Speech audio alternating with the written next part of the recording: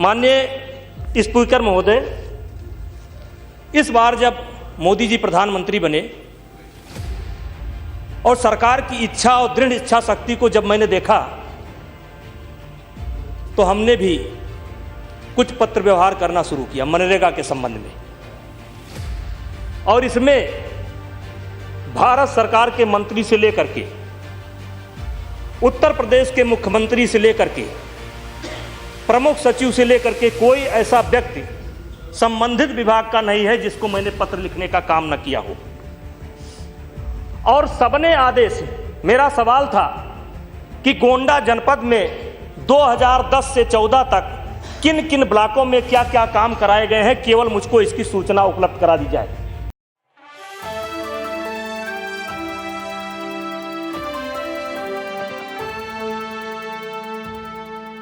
श्री ब्रजभूषण शरण सिंह। माननीय स्पीकर महोदय, मैं 10 मिनट के अंदर अपना भाषण, नहीं 5 मिनट अब तो अगर 5 मिनट का हमारा, अगर 5 मिनट का है तो हमारा पूरा ले करा दीजिए। 5 मिनट में मैं अपनी बात नहीं कर पाऊंगा। 5 मिनट में अगर करना है तो ये मैं पूरा ले कर दीजिए, मेरा पूरा छपवा दीजिए।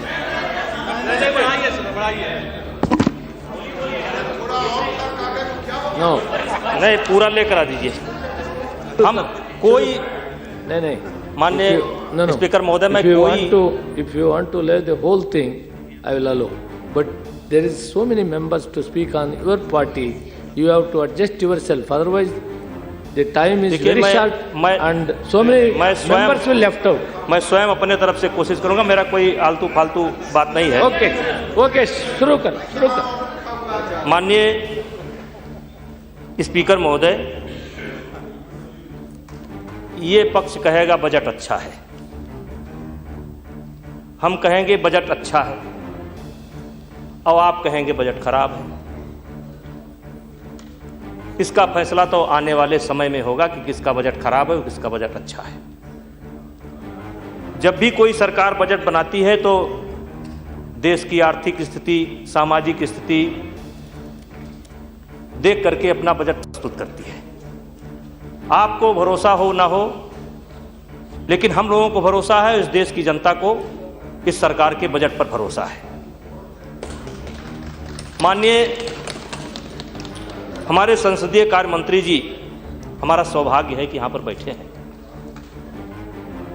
पिछले बजट के दौरान, भाषण के दौरान मैंने एक सवाल उठाया था कि हमारी नीयत में कोई खोट नहीं है,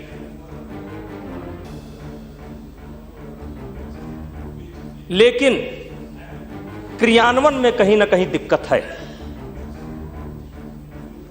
जब यह सरकार बनी, वैसे हमारे उत्तर प्रदेश के अंदर केवल मैं मनरेगा और सार्वजनिक वितरण प्रणाली पर अपनी बात रखूंगा, बहुत संक्षेप में। उत्तर प्रदेश के अंदर मनरेगा के अंदर जो लूट मची हुई है वो शायद लूट कहीं पर नहीं है। कम से कम 10-15 जिले में सीबीआई जांच चल रही है। एक मिनट, क्योंकि मत जिससे हमारा पूरा हो जाए। माननीय स्पीकर महोदय, इस बार जब मोदी जी प्रधानमंत्री बने और सरकार की इच्छा और दृढ़ इच्छा शक्ति को जब मैंने देखा तो हमने भी कुछ पत्र व्यवहार करना शुरू किया मनरेगा के संबंध में। और इसमें भारत सरकार के मंत्री से लेकर के उत्तर प्रदेश के मुख्यमंत्री से लेकर के प्रमुख सचिव से लेकर के कोई ऐसा व्यक्ति संबंधित विभाग का नहीं है जिसको मैंने पत्र लिखने का काम न किया हो।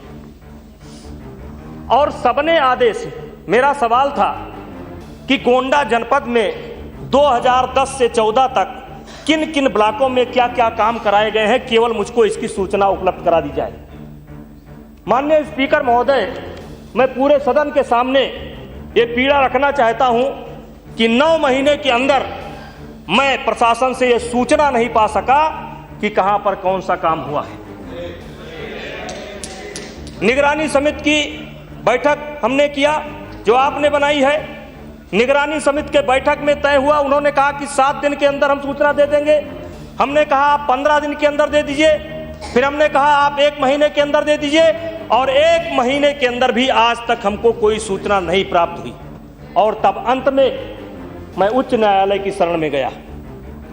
अंत में मैं उच्च न्यायालय की शरण में गया और उच्च न्यायालय ने हमारे गोंडा जनपद की मनरेगा का आदेश कर दिया, जिसकी सीबीआई जांच चल रही है। लेकिन मैं इसी प्रकार से सार्वजनिक वितरण प्रणाली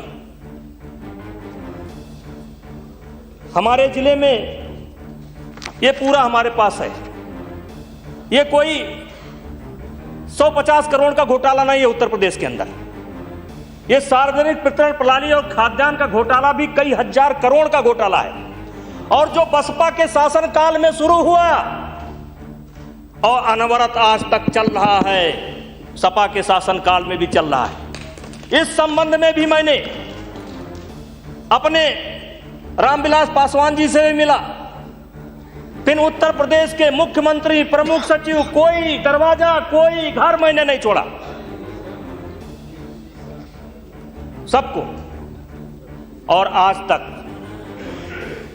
और अंत में मैंने भारतीय जनता पार्टी के कार्यकर्ताओं की एक टीम बनाई कि आप लोग केवल गोदाम पर बैठ करके ये देखो कि कोटेदार अनाज पा रहा है कि नहीं पा रहा है।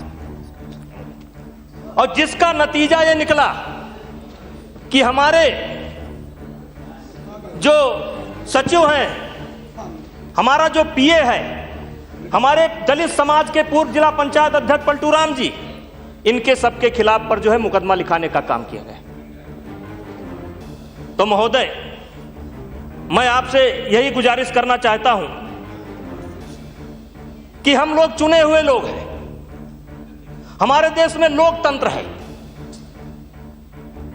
और हमारे लोकतंत्र की विशेषता यह है कि धर्म, जात, मजहब, अमीर गरीब की भावना से उठ करके इस देश के लोगों को बराबरी का दर्जा दिया गया।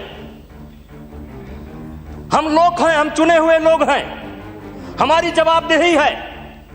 और इसीलिए शायद भारत के संविधान ने प्रधान से लेकर के प्रधानमंत्री तक का कार्यकाल केवल 5 साल तक के लिए किया, जिससे जनता के प्रति उनकी जवाबदेही बनी रहे। लेकिन लोग हम हैं, ये चुने हुए लोग, और तंत्र वो है जो ऑफिस में बैठा है। लेकिन मैं सबकी आलोचना नहीं करता, ऐसा नहीं है कि तंत्र में सब लोग गलत हैं, यह कहना उचित नहीं होगा, लेकिन बहुमत गलत का है। और उत्तर प्रदेश का प्रशासनिक तंत्र सत्ता का कठपुतली बन गया है। तो महोदय, मैं आपके माध्यम से अपनी पार्टी के लोगों से कहना चाहता हूं कि आपने निगरानी समिति बनाए, लेकिन उसको कोई अधिकार नहीं दिया। ये चुने हुए लोग आपके हैं, इनसे आप पूछ सकते हैं, इनसे आप सवाल जवाब कर सकते हैं। और ये सब बहुत दुखी है। आज मैं आपसे यही निवेदन करना चाहता हूं कि इस पर विचार करने का समय आ गया है। प्रशासनिक सुधार के बारे में 67 साल के कार्यकाल में केवल 2-3 बार चर्चा हुई। अभी 2 रिपोर्ट है। अभी सुप्रीम कोर्ट ने आज के 3 दिन पहले उत्तर प्रदेश के एक प्रकरण में उसने अपने जजमेंट में कहा है कि उत्तर प्रदेश का कोई अधिकारी काम नहीं करना चाहता है। यहां तक कि जो सीबीआई की जांच हमारे संसदीय कार्य मंत्री जी जो चल रही है, इसमें उत्तर प्रदेश की पुलिस सहयोग नहीं कर रही है, सीबीआई को कागजात नहीं दे रही है। तो आप स्वयं सोच सकते हैं कि हम लोगों का क्या हाल है। इसीलिए आपसे निवेदन करता हूं, आपसे आग्रह करता हूं। और ये मनरेगा अच्छा है, आपकी नीयत अच्छी, मैं पहले भी कहा कि अच्छी है। हमने उसका बजट बढ़ाया। आप कह रहे थे हम समाप्त करने वाले हैं, लेकिन हमने उसका बजट बढ़ाया, समाप्त नहीं किया। सार्वजनिक वितरण प्रणाली कहीं कहीं अच्छी भी चल रही, ऐसा नहीं है, कई प्रांतों में अच्छी भी चल रही है। लेकिन अगर मैं कहूं उत्तर प्रदेश का क्या हाल है, तो एक लाइन कहना चाहता हूं इसी मनरेगा और इसके संबंध में कि आप मत पूछिए कि सफर में हम पे क्या गुजरी, आप मत पूछिए कि सफर में हम पे क्या गुजरी, था लुटेरों का जहां गांव वहां रात हुई। मैंने सोचा कि मेरे देश की हालत क्या है, एक कातिल से तभी मेरी मुलाकात हुई, और वो कातिल है उत्तर प्रदेश की सरकार। इसलिए आपसे विनती करता हूं, हाथ जोड़ करके विनती करता हूं, सारे सांसदों की तरफ से विनती करता हूं। बहुत प्रबल समर्थन दिया है उत्तर प्रदेश की जनता ने और सब बहुत दुखी हैं, विशेष करके प्रशासनिक तंत्र से। हमको दांत दीजिए, हमको नाखून दीजिए, हमको ताकत दीजिए, हम आपके लोग हैं। ये सब सारे लोग चाहे उधर बैठे हो और चाहे उधर बैठे हो, ये सारे लोग आपके हैं, केवल प्रशासनिक के भरोसा न करिए। इन्हीं शब्दों के साथ मैं अपने बजट का समर्थन करता हूं। बहुत बहुत धन्यवाद।